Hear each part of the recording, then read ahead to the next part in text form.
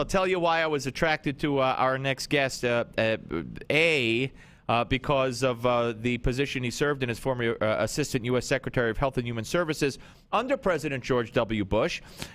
He's currently president of Midland University, and he's a Republican candidate for Senate in the state of U.S. Senate in the state of Nebraska. And Ben Sasse, welcome to the show, sir.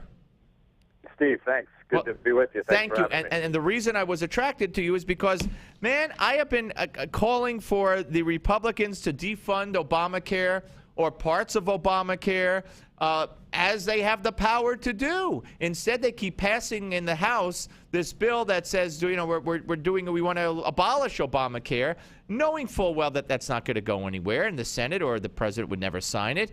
I don't blame them from passing it, but I made news a couple of weeks ago, and I asked Scott Garrett on the Budget Committee. I said, when is the leadership going to do something and defund part of this and say no IRS agents, whatever? He said they're not.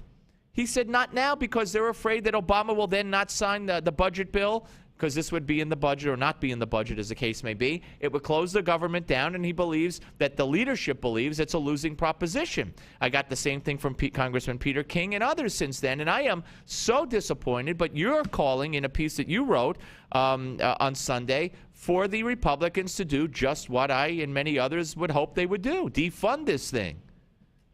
Yeah, I mean, so the right answer is all of the above, right? I mean, it's a 2,300-page piece of legislation that's a monstrosity. Then Speaker Nancy Pelosi said we need to pass it to figure out what's in it. Well, as the American people learn more of what's in it, they know it's as horrible as we expected it would be. And people who are committed to freedom and rolling back the entitlement state ought to use all means at our disposal to stop the expansion of this government takeover of the healthcare system. Well, okay, so the House has given no indication it's willing to do that. There have been a few senators who have spoken up in recent days that they are willing to do that. Do you think that the Republican leadership is wrong? Do you believe this is a losing issue if it came to a government shutdown over Obamacare? You know, I'm not 100% sure where it leads at a government shutdown moment. I think everybody has their own polls about whether or not the American people are paying enough attention that if President Obama decided to demagogue it after a showdown, who would get the blame and who would get the credit and all of that. I don't know the right answer to that, but I do know this, that once the subsidy money start flowing in January of 2014, it's going to be far harder then to ever roll this back. So you better take every opportunity you have now to keep this from happening. You know, Governor Romney's 47% dependency quote was poorly stated, but largely true. And it looks like President Obama's goal is to take us to 52, 57, 62% dependency, and we need to stop it. So we need to use all legislative and procedural options at our disposal. There are so many, Ben, so many bad parts of this bill, and we find out more and more, and businesses cutting back, and the database that will have all our private information out there, which somebody's going to hack into. I mean, what do you see as the, I hate to say the worst part, but I'll give you a little leeway. What do you see as the two most dangerous or worst parts, excuse me, of Obamacare? Well, I mean, fundamentally, when you've got the largest sector of the economy and you say that you're going to expand, there were 47 million uninsured people in America at the time this was passed, and a lot of the reasons there are 47 million uninsured people in the country are because of all the government perversions in this space where we don't really have health insurance.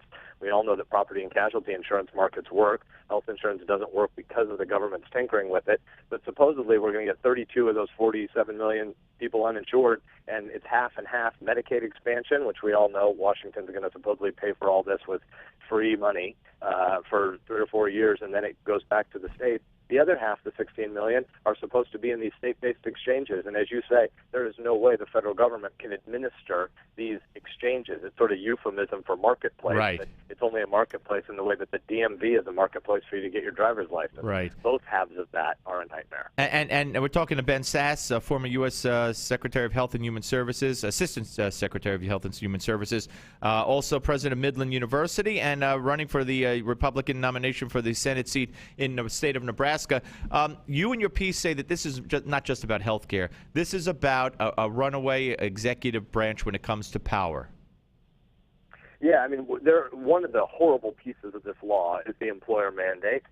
which is that any firm that has more than 50 employees that doesn't offer employer-sponsored health insurance has to pay a $2,000 fine per employee. It's bad. But President Obama and the Democrats in Congress were in favor of it until they realized how much job destruction and job loss there was going to be because of it. And the president doesn't want to admit that there's anything wrong with this legislation and go about it the constitutional way of asking the Congress to fix it. What I want to happen is the whole thing to be repealed and defunded. But even if the president just thinks parts of it is wrong, he has to go back. If parts of it are wrong, he has to go back to the Congress and ask them to amend it. He instead just gave himself the line item veto over the 4th of July holiday weekend, and when he was heavily lobbied by business groups, he decided he'd put off this part of it that would have job-killing effects. That outcome is a fine outcome, but he's not the dictator. He can't decide to do what Article 1 of the Constitution gives to the legislative branch. Yeah, well, how could that be overturned? I mean, doesn't the legislative branch have to speak up? Don't they have to file some kind of suit? Doesn't there have to be some kind of backbone to the leadership?